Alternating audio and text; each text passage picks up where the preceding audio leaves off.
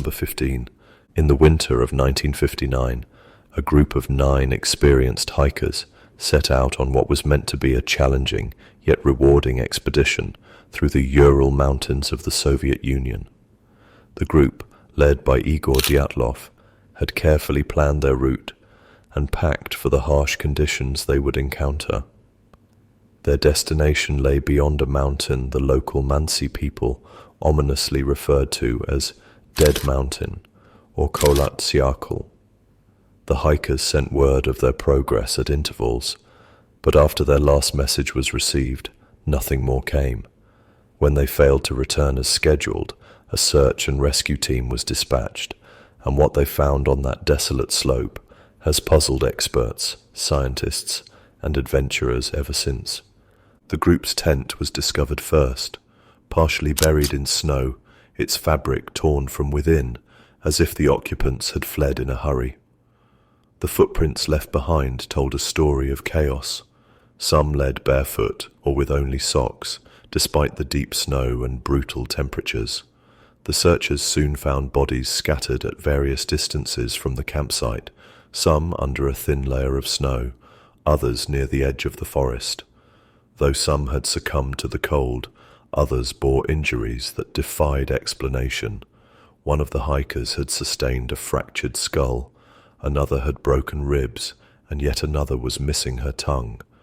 There were no signs of struggle, no indication that an external force had directly attacked them, at least not in any way that could be understood. Over the decades, theories have ranged from the plausible to the extraordinary. Some have suggested an avalanche, though the slope's angle and conditions make this unlikely. Others propose that the hikers may have fallen victim to secret military testing in the area, pointing to strange radiation traces found on their clothing. There are even whispers of paranormal forces or encounters with an unknown creature. More recent investigations have lent support to the avalanche theory, citing snow slabs as a possible culprit. However, doubts linger, for the scene remains unlike any typical avalanche disaster. The Dyatlov Pass incident endures as one of the most chilling and perplexing mysteries to emerge from the cold wilderness of the Soviet Union, where the answers may forever lie buried beneath the snow.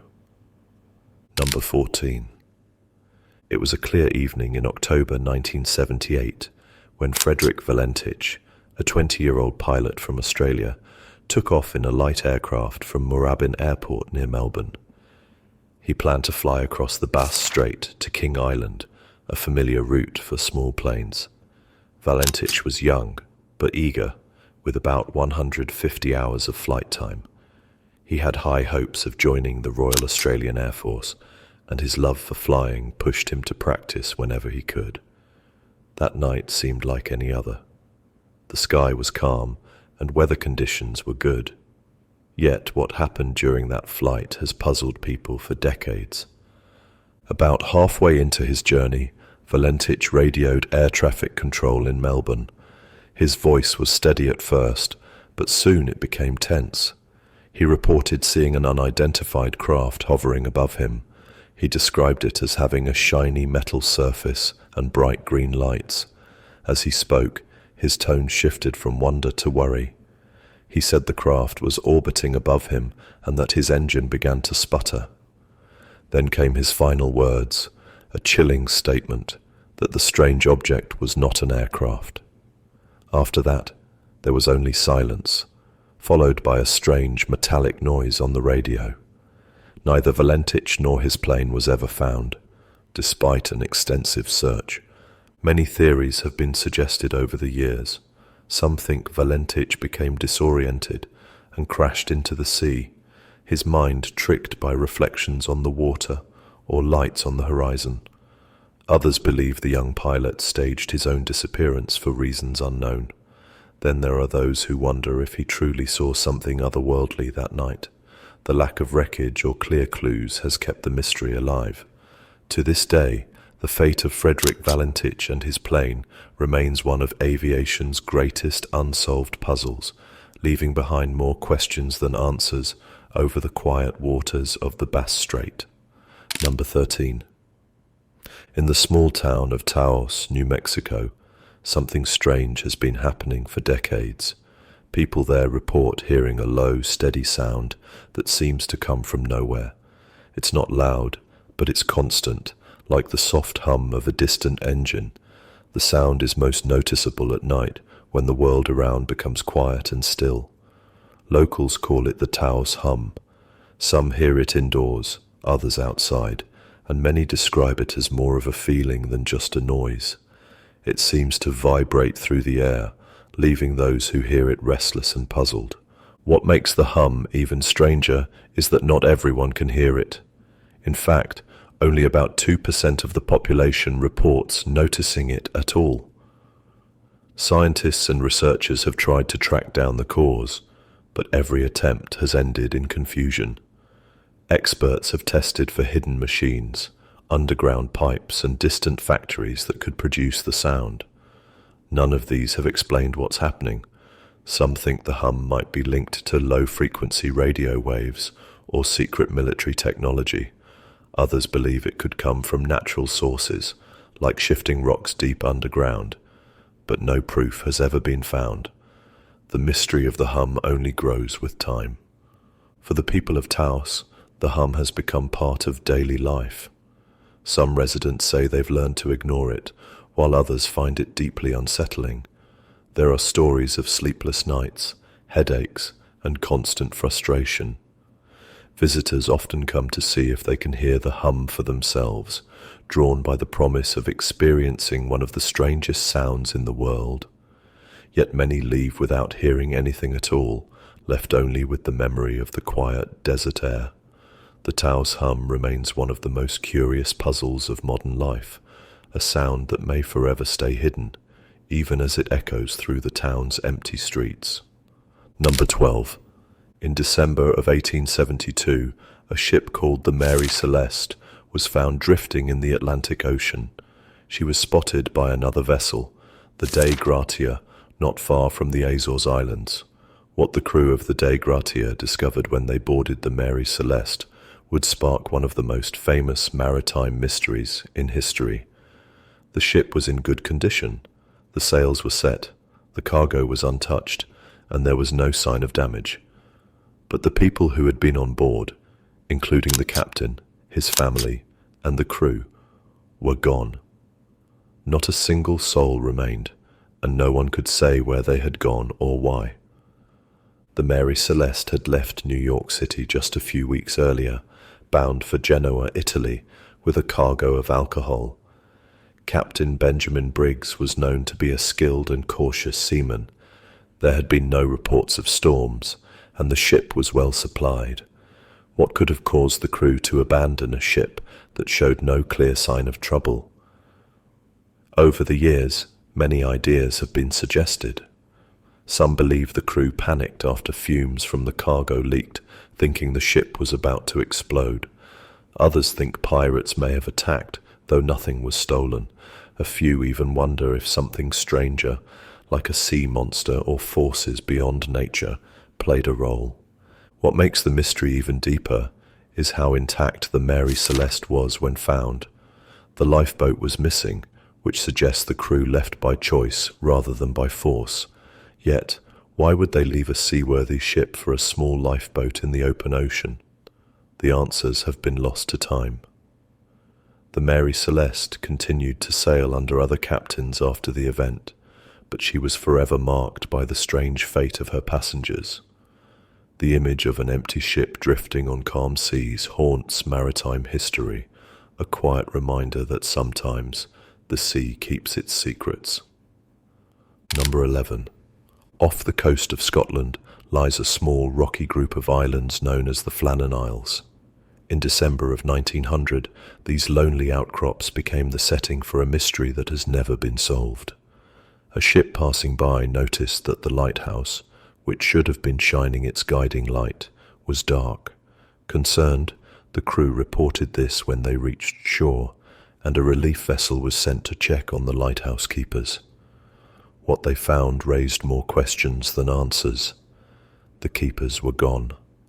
The lighthouse was in order, the lamps were filled, and the clock inside still worked. The only sign of trouble was a set of oilskins left behind, as if someone had rushed outside without dressing for the harsh weather. The 3 men who tended the lighthouse were all experienced and known for being dependable. The weather had been rough in the days before the discovery, with powerful storms battering the rocky cliffs. Some believe a huge wave swept the men away as they worked outside. Yet this theory struggles to explain why all 3 would leave the safety of the lighthouse at once, especially during a storm. Others wonder if something else lured them out. Over time, ideas ranging from simple accidents to strange creatures or even ghostly forces have been suggested. The truth remains hidden, as the sea offers no clues, and the islands hold only silence. What makes this mystery so haunting is the setting itself.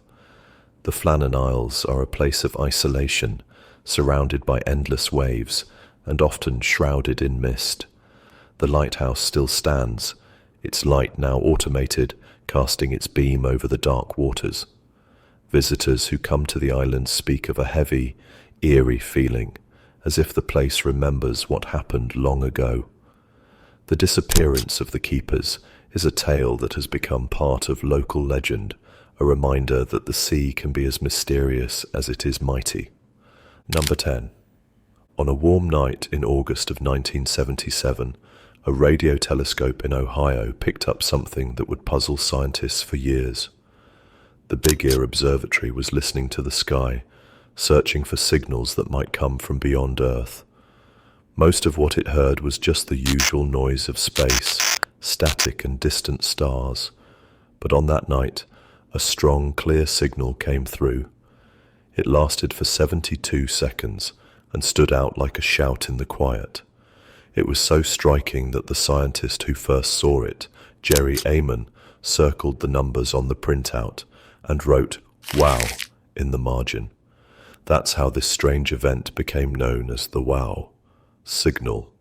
The signal seemed to come from the direction of the constellation Sagittarius, from deep space.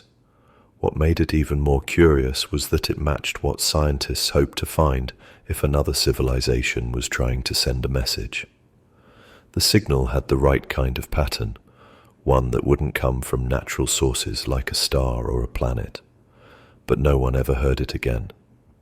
Despite many efforts to find it or something like it, the sky remained quiet. Some thought it might have been a reflection from a satellite or even a secret military signal, but no proof was ever found. The mystery only grew. The WOW signal has stayed in the minds of those who dream of finding life beyond Earth. It gives people hope that we are not alone, even if we may never know who or what sent that burst of sound across the stars. The sky above still holds its secrets, and scientists keep listening, waiting for another signal that might one day break the silence. Number 9. In the quiet town of Hexham, England, a story unfolded in the 1950s that continues to stir debate today. John and Florence Pollock were parents who faced a deep sadness when their daughters, Joanna and Jacqueline, passed away in a tragic accident.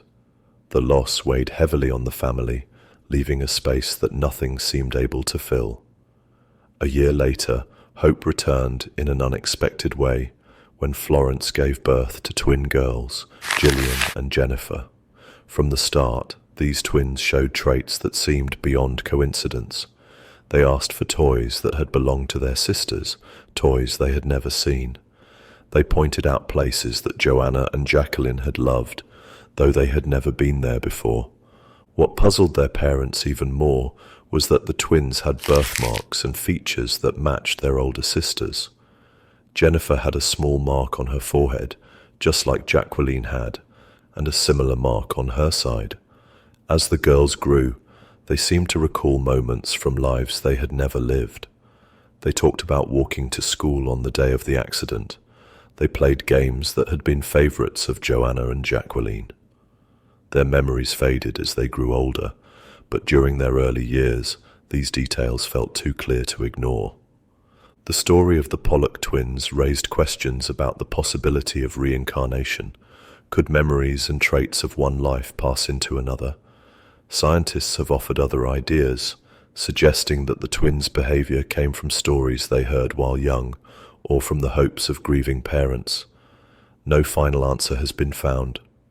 The tale continues to interest people who wonder about what happens beyond this life, and whether connections between souls can truly reach across time in ways that we do not yet understand. Number 8. In the summer of 1908, a powerful blast shook the skies above a remote part of Siberia near the Tunguska River.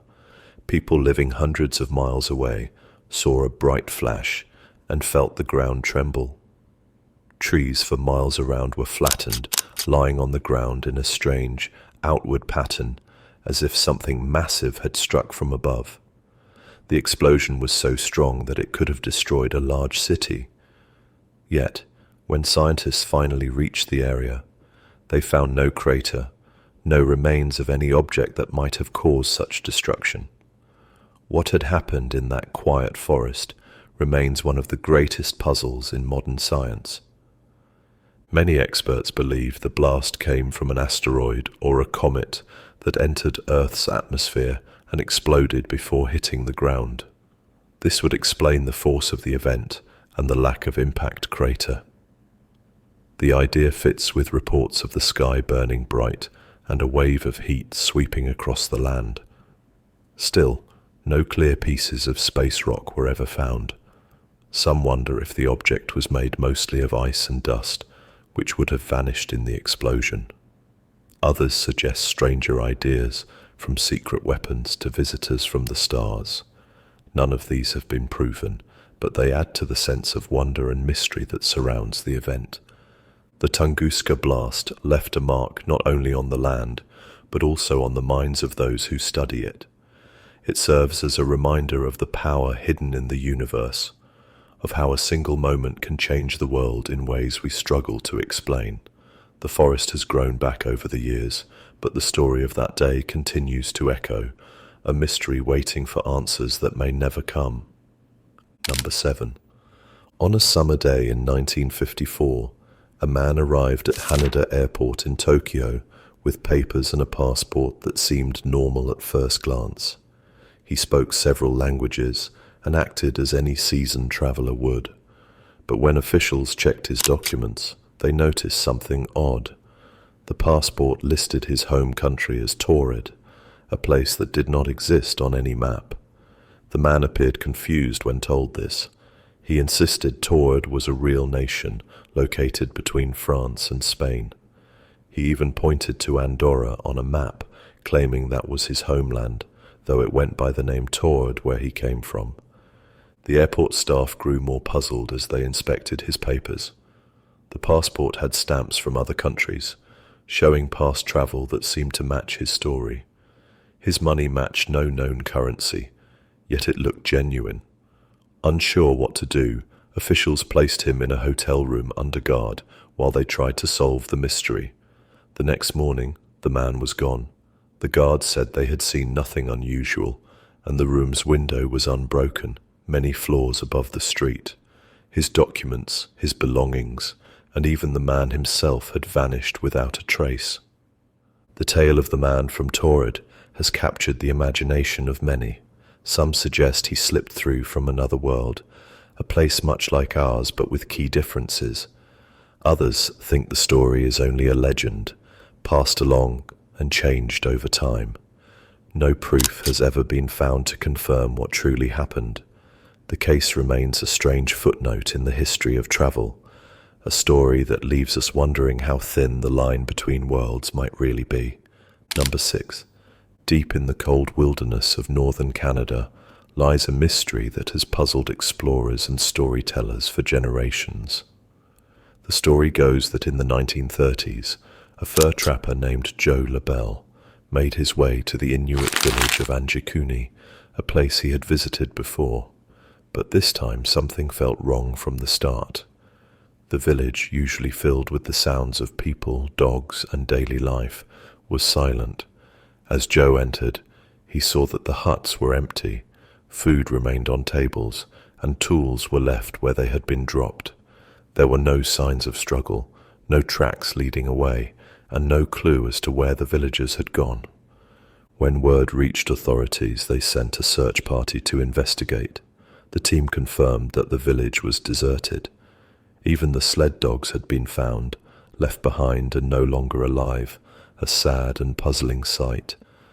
The mystery deepened when the searchers discovered that the village graves had been disturbed. Some reports said the graves were empty, as if the bodies had been taken. The case quickly became one of Canada's most chilling legends, with no clear answers as to what could have caused an entire community to disappear without a trace. Over the years, people have offered ideas to explain the strange event. Some say a sudden storm or disaster forced the villagers to flee, though no evidence of such an event was found. Others wonder if disease or conflict played a role, yet no clues pointed to these causes. There are even stories that suggest something stranger, something beyond what we can easily explain, came to Anjukuni that night. The village itself is long gone, but the tale of its vanishing lives on, a haunting reminder of how sometimes the land keeps its secrets well hidden. Number 5. On the evening of March 13th, 1997, the skies over Arizona lit up with a sight that thousands of people would never forget. As night fell, a series of bright lights appeared, moving silently across the sky in a formation that many described as a giant V shape. The lights stretched so far that some witnesses believed the object was larger than a football field. People in Phoenix and nearby towns stopped what they were doing to watch the strange sight. They called news stations, police departments, and even military bases, searching for answers, but none were given. The lights simply passed over, then vanished into the night. Reports came from people of all ages and walks of life. Some were sure they had seen a single massive craft. Others thought it might have been a group of smaller objects flying together. What stood out was how quiet the event was. There was no sound of engines, no sign of normal aircraft behavior. The military later said that flares had been dropped during a training exercise, and that this was what people had seen. Yet many who were there disagreed. They said the lights had moved too smoothly and stayed in formation too long for flares. The debate has continued ever since. The Phoenix lights remain one of the most widely seen and talked about unexplained events in modern times. The sight of those glowing shapes drifting over the desert left a lasting mark on the people who witnessed it. To this day, the mystery draws curious minds who hope to one day understand what really crossed the Arizona sky that night. The desert remains quiet now, but the memory of that evening still sparks wonder and perhaps a bit of unease. Number 4. In 1966, on a quiet hillside near Rio de Janeiro, Brazil, 2 men were found in a scene that has puzzled investigators for decades. The men lay side by side, dressed in formal suits and raincoats. What made the sight even stranger were the lead masks covering their eyes. These masks were thick, cut to fit, and looked like they had been made to shield against something bright or harmful. Around them, there were no signs of struggle, no injuries that could explain what had happened. Near their bodies, searchers found a notebook. Inside was a short, puzzling message. It told them to take capsules, wait for the effect, and protect themselves from radiation.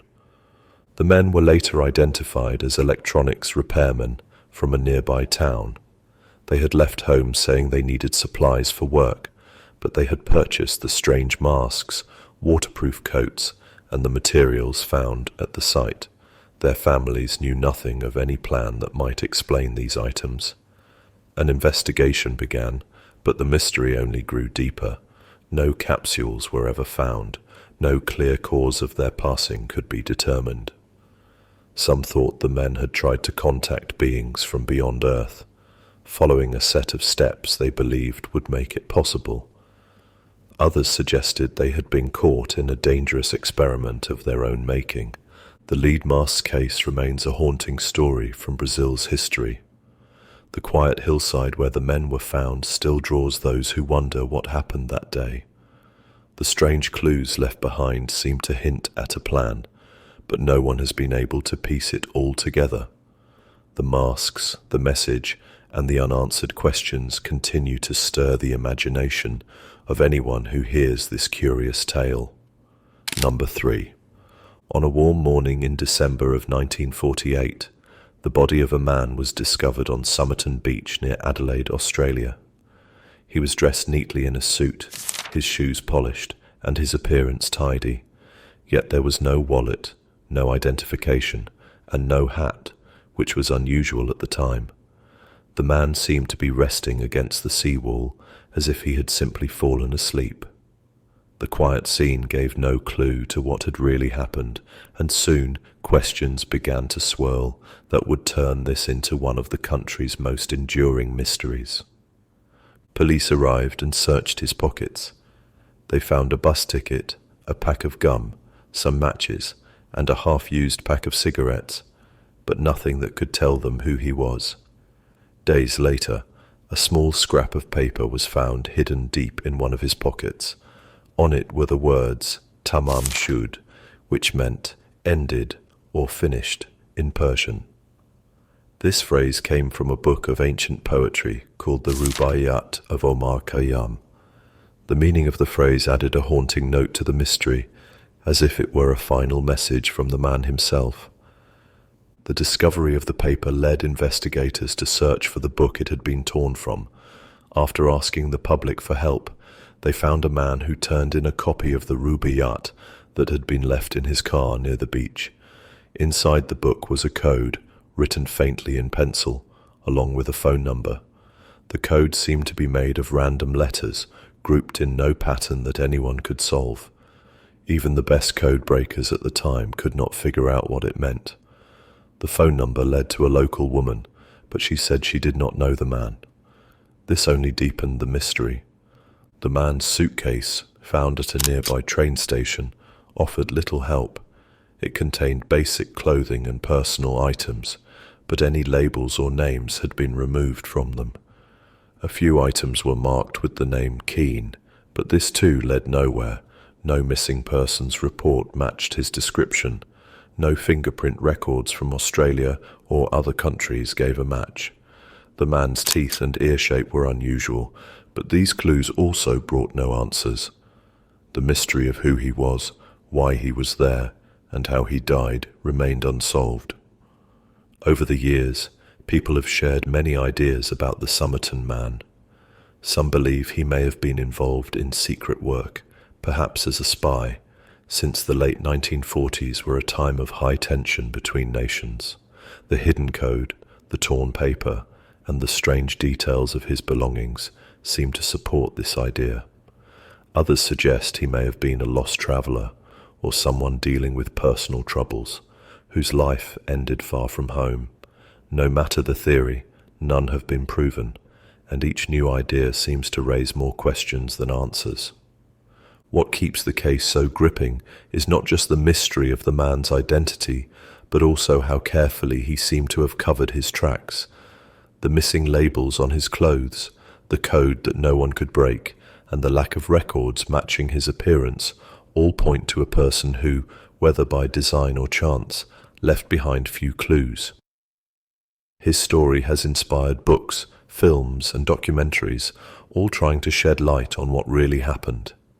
Each new look at the case brings hope that a fresh piece of evidence will unlock the truth, but so far it has stayed just out of reach. In recent years, advances in science have brought new efforts to solve the case.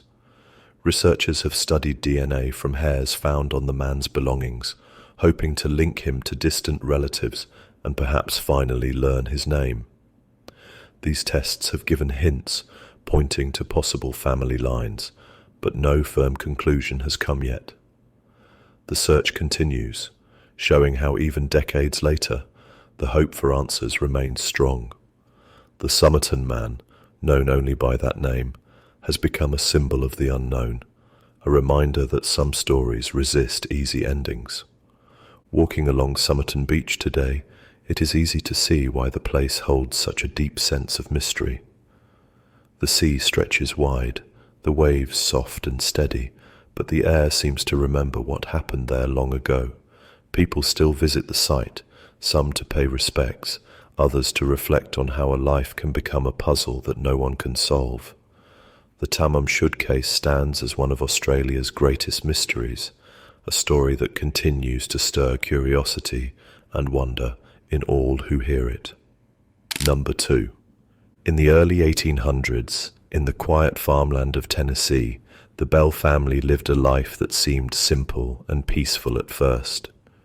John Bell and his wife Lucy raised their children on a large farm in Robertson County, working the land and enjoying the calm of country life. But that peace was broken when strange things began to happen around their home. At first, it was just knocking sounds on the walls or soft scratches at night. The family tried to ignore it, thinking it was animals or the wind, but the sounds grew louder and harder to explain. Before long, these odd noises turned into voices. The voices whispered at first, but soon they spoke clearly, calling out names and singing old hymns. What made this even more frightening was that the unseen visitor did not stay quiet. It began to interact with the family, especially with John and his daughter Betsy. The Bell Witch, as the spirit came to be called, seemed to dislike John Bell the most. He reported being hit, pinched, and even choked by something he could not see. Betsy was also a target. The spirit would keep her awake at night, pulling at her hair and scaring her with threats. Neighbors heard about the strange events and came to see for themselves. Some left in fear, while others became convinced that the family was telling the truth. Over time, the story spread beyond the local community, drawing the curious and the brave to the Bell home. Visitors said they heard the witch speak, answer questions, and even tell secrets that no one else could know. The voice could sing, laugh, and argue, making it feel like the family shared their home with an invisible guest. The spirit's knowledge of private matters added to the fear, as it seemed to know everything about those who came near. The Bell Witch did not just speak. It showed signs of great strength. Furniture moved on its own. Doors slammed shut without cause. Dishes were thrown across the room. Livestock on the farm became restless, and crops failed for no clear reason. The family's once peaceful life had turned into a daily struggle with forces they could not understand. John Bell's health began to fail, and some believed the witch was to blame. The spirit claimed it would end John's life, and in time he did pass, with many blaming the witch for his fate. After John's passing, the witch's visits slowed and became less violent. The tale of the Bell Witch became a legend, passed down through generations. Some believed the witch was the spirit of a neighbor who had argued with John Bell before she died. Others thought it was a force tied to the land, or a curse brought by some unknown cause. In time, people began to question if the whole story had been real, or if fear and rumor had shaped it into something larger than life. Historians and writers have studied the case, trying to sort fact from fiction. Yet the details remain clouded, and the truth is hard to pin down. Even today, the land where the Bell family lived draws those who hope to learn more or feel a connection to the story. Some visitors claim to hear the same strange sounds or feel an unseen presence when they walk the property. The Bell Witch Cave near the original farm has become a site of interest where guides share the tale with those willing to listen. The legend of the Bell Witch reminds us how powerful stories can be, especially when they speak to our deepest fears of the unknown. The Bell Witch tale also reflects the times in which it took place. In the early 1800s, belief in spirits and curses was common, and people often turned to these ideas when they could not explain the world around them. The story of the Bell family shows how fear can grow and spread, touching the lives of many beyond the ones first affected. It invites us to think about how we respond to the things we cannot see or fully understand. The mystery of what truly happened on the Bell Farm remains, leaving space for wonder, doubt, and the endless search for answers. Number 1. In January of 1947, Los Angeles became the setting for one of the most famous unsolved cases in American history.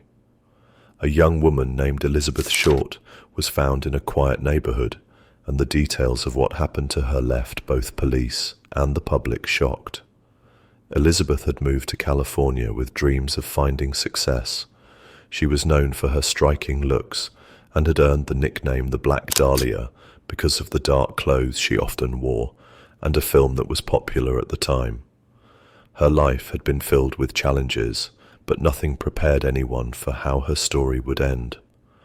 Elizabeth's journey to Los Angeles was like that of many young people chasing a dream. Born in Massachusetts, she grew up in a home where things were not always easy. Her father abandoned the family when she was young, and Elizabeth longed for a fresh start. She worked various jobs and hoped to one day break into the movie business. Friends remembered her as kind and friendly, with a smile that lit up a room. She stood out with her style and charm, making it easy to see why she left a lasting impression on those who met her. Los Angeles in the 1940s was a city of both hope and struggle. The movie studios promised fame, but few found it. The streets were filled with people chasing stardust, but the city could be cold to dreamers. Elizabeth tried to find her place, moving between jobs and friendships, searching for stability in a place that offered little. She often stayed with friends or in hotels, never truly settling. The people who knew her said she was always polite, often helping others even when she had little herself. But life in the city was not easy, and Elizabeth faced many challenges along the way. When news of her passing spread, it captured the attention of the entire nation. Newspapers printed every detail they could find, filling pages with headlines that mixed fact with rumor. The case became a media storm, with reporters eager to uncover secrets, and sometimes inventing them when facts were scarce. This rush for stories made it hard to tell truth from fiction, and it clouded the investigation. The police worked day and night, following every lead, but for every answer they found, more questions appeared. Many suspects were brought in for questioning, but none were ever charged.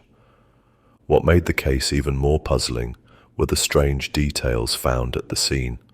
There was no clear sign of a struggle nearby, and no one in the area reported hearing anything unusual the night before. This led to all kinds of theories. Some thought Elizabeth might have trusted the person who brought her there. Others believed the person responsible planned the crime carefully, leaving few clues behind. Over time, people began to wonder if the case could ever be solved, or if the truth had been lost in the shadows of the city. The Black Dahlia case became part of Los Angeles's history, a tale that reflects the city's mix of beauty and danger. The empty lots where Elizabeth was found are now part of busy neighborhoods, but people still speak of that day as if it happened yesterday. The mystery has inspired books, films, and endless debates. Each new generation of detectives and writers looks at the case, hoping to find something that was missed. Advances in science have led to fresh studies of old evidence, but so far no final answer has appeared. Elizabeth's story is more than just a case. It is a reminder of the dreams that draw people to big cities, and the risks that sometimes come with them. She was a daughter, a friend, and a young woman who wanted a better life. The headlines often forgot that, focusing instead on the mystery and the crime. But at the heart of the story is a person whose life was cut short too soon. The Black Dahlia case shows how a single event can leave a mark on a city and a country, and how some mysteries continue to haunt us long after the facts have faded. The search for the truth continues. Every few years, someone claims to have found the answer, A new book promises to solve the case. A distant relative of a suspect comes forward with a story. Yet, none of these claims have brought real closure. The files remain open, and the case is still listed as unsolved. The memory of Elizabeth Short lives on, not just in the crime that took her life, but in the questions that remain. The streets of Los Angeles may have changed, but the shadow of the Black Dahlia still lingers, reminding us that not all questions find answers, no matter how hard we look. Thank you so much for watching. Don't forget to subscribe and to like this video. Cheers.